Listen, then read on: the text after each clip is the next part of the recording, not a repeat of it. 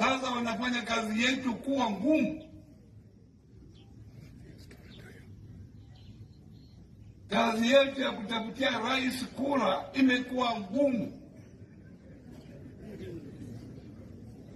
Ukienda mahali unaulizwa kwa nini fulani alifukuzwa. Hata kule kwa bunge wanafukuza wengine, kule kwa bunge wengine wanataka kufukuzwa. Na hii ni kipindi cha lala salama. Hiyo itasaidia sisi. Tunataka sisi wote tuwe pamoja.